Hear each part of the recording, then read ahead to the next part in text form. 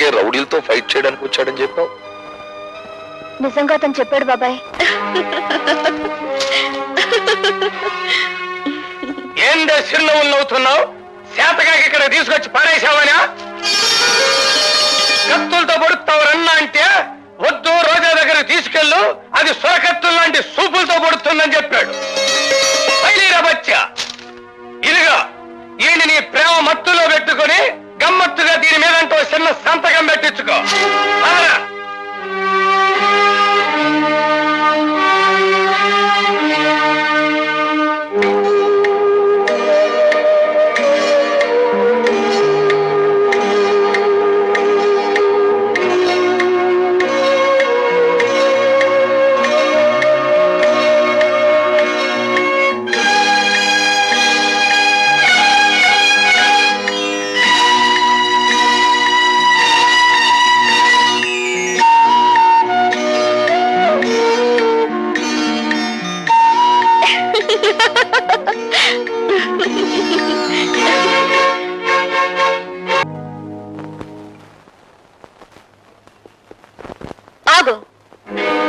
నేనెవరో నీకు తెలుసా?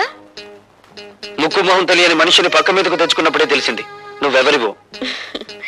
ఈ రోజా ఒక్క చూపుతో మహామహుల్ని సైతం శాసించగలదని కూడా నీకు తెలుసా? ఆఫ్ కోర్స్, నన్ను తప్ప. అంటే నన్ను మించిన అందగతిని చూసావా? ఒక్క రాత్రికి నా రేటు 10,000. రాత్రికి రేటు కట్టుకుని జీవితానికి విలువ పోగొట్టుకున్నావన్నమాట. నాకేం తక్కువ? తాడిపట్టుకు అర్హత లేని దానివి, అమ్మకానికి తప్ప అమ్మవు కాలేని దానివి, పుట్టిన బిడ్డకు నాన్నెవరో చెప్పుకోలేని దానివి. నువ్వు శీలా నమ్ముకున్నావు, జీవితాన్ని నమ్ముకున్నావు. ఎన్ని వేలైనా ఇచ్చి కొందరు నిన్ను కొనగలరు గాని నువ్వు నీ జీవితంలో ఎన్ని లక్షలు సంపాదించినా 5వ తనాన్ని మాత్రం కొనలేవు.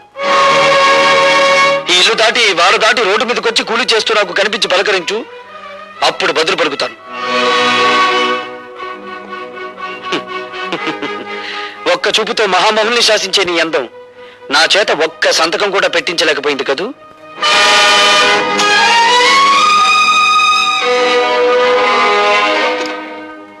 ఎట్టగా నేను తట్టుకునేది? డబ్బుకు లొంగలేదు, దెబ్బలకు భయపడలేదు, చెట్టు చివరికి అన్నానికి కూడా ఛార్జింగ్ అవటం లేదు. అదే కదండి నా బాధ. నీ డిక్షనరీ ప్రకారం శీలం లేని ప్లాన్ ఒకటి చెప్పమంటావా? చెప్పన్నా. అటువంటి గట్టి పిండాన్ని తట్టుకోవాలంటే ఒక్కటే మార్గం. చెప్పండి. అవినీతి అనే అస్త్రంతో వాడిని దెబ్బ కొట్టడం. అబ్బా ఈ అమ్మ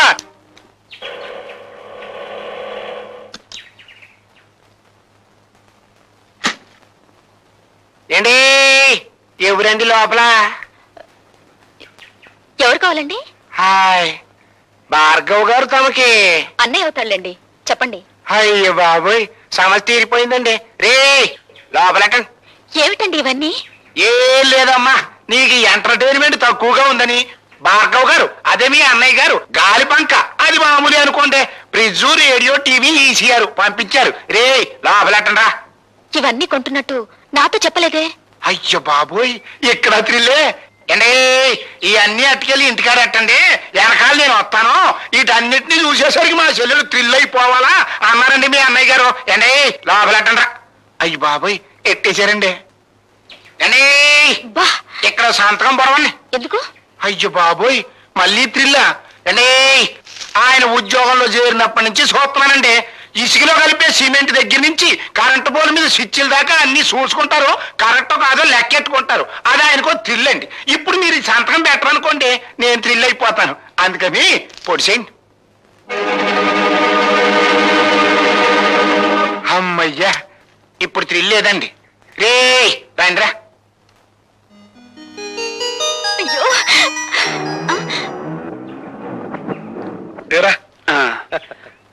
రారా. ఇదిగో పద్మ, ఇదేం బాగాలేదు. రోజు మీ అన్నయ్య నా ఆటోలో ఫ్రీ సర్వీస్ కొడుతున్నాడు. మీరు మాత్రం తక్కువ తిన్నారా? ఇల్లు ఫ్రీ, మీల్స్ ఫ్రీ, పైగా ఈ రోజు నుంచి ఎంటర్టైన్మెంట్ కూడా ఫ్రీ చేశాడుగా. ఎంటర్టైన్మెంట్ అదేమిటమ్మా? ఇదో థ్రిల్లా? కలర్ టీవీ, వీసీఆర్ కొని పంపించావుగా. నేనా? నేను కొని పంపడం ఏమిటి? మరీ జోక్ చేయకనే రా. నువ్వు కొని పంపించినావు కదా. ఇవి ఎవరు తెచ్చిచ్చారు? ఆయన ఎవరో పేరు కనుక్కోలేదు, నీ పేరు చెప్పి ఇవన్నీ తీసుకోమంటే తీసుకున్నాను. బుద్ధి లేదు, ఎవరో ఏదో తీసుకోమని తీసుకోవడమే. శంకరం, ఏదో మోసం జరిగిపోయింది. ఇది ఆ రాజశేఖరం గారి కుట్ర. నేను తనకి లొంగడం లేదని ఆ సదానందం గారి చేత ఈ పని చేయించుంటాడు. నేను ఇప్పుడే వెళ్ళి అండి రండి బాబు రండి. ఈయనేనండి భార్గవ్ గారు, మీ పని కానివ్వండి. Mister Bhargava, we are from anti corruption bureau.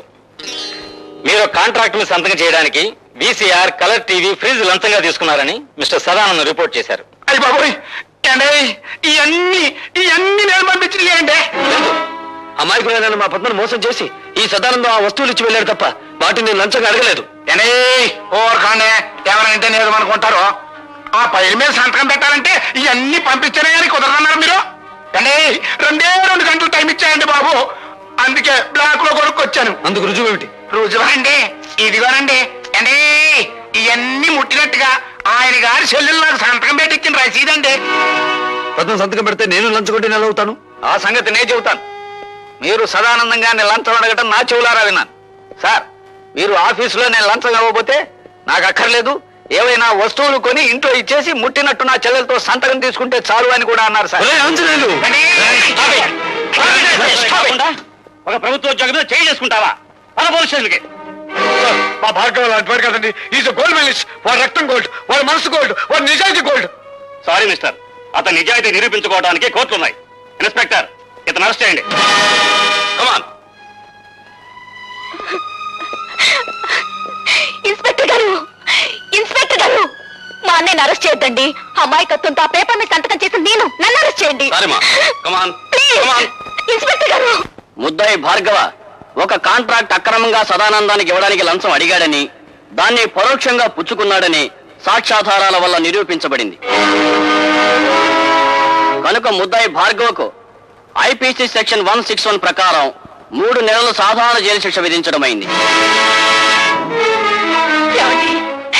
దీనంతటికి నేనేనండి కారకురాల్ని.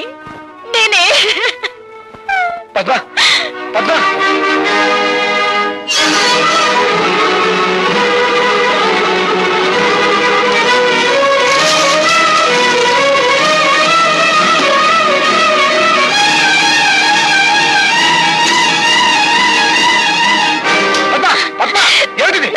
నన్ను చావనివ్వండి. నా అజ్ఞానం మూలంగానే భార్గవ అనే జైలు పాలయ్యాడు. నేను చేస్తాను, నన్ను చావనివ్వండి. ఏమిటో నువ్వు చెప్పేది? అవును భార్గవ, నీ చేతిలో ఉత్తరాలన్నీ మీ నాన్న మీ అమ్మకి రాసినవే. అంతేకాదు, మీ నాన్న ఈ జైల్లోనే ఉన్నాడు. ఈ జైల్లోనా? ఠాగూర్ ఈ జైల్లోనే ఖైదీగా ఉన్నాడు. ఉన్నాడని నాకు తెలుసు సార్. నంబర్ ఎంత? 747.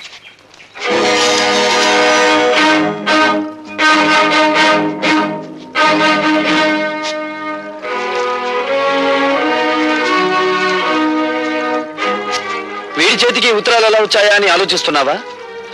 ఆ ఉత్తరాలు అందుకున్నావిడ నీకు భార్య, నాకు అమ్మ. అంటే నువ్వు భార్గవ నా కొడుకు అన్నమాట. నేను నీకు కొడుకునని చెప్పలేదే. ఆవిడ నాకు అమ్మ అని చెప్పాను.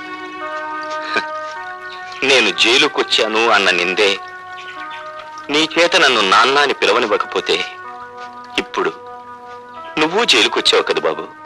వచ్చాను. ఎందుకని? నీకు వారసుండి కనుక. అంటే నువ్వు హత్యలు చేయడంలో కాదులే, సంఖ్యలు వేయించుకోవడంలో మాత్రమే నీకు వారసుండి. నువ్వు చేసిన తప్పుడు పనికి నా తల్లి జీవితాంతం నరకయాతన అనుభవించింది.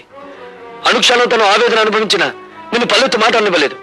ఆ బాధని గుండెల్లో దాచుకుని దాన్ని మహమ్మారి జబ్బుగా మార్చుకుని చివరికి ప్రాణాలు పోగొట్టుకుంది. పార్వతి, కన్నీళ్లు పెట్టడానికి ప్రయత్నించకు. నా తల్లిని దగా చేసిన వాడి ప్రాణాలు తీసే అవకాశం వస్తుందో రాదో అని ఇన్నాళ్ళు అనుకున్నాను. వచ్చింది. నేను ఈ జైల్లో ఉండే 3 నెలల్లో ఏదో ఒక రోజు మా అమ్మ ఆత్మకు శాంతి కలిగిస్తాను. నీకు తల కొరివి పెట్టి కాదు, నీ తల నరికి.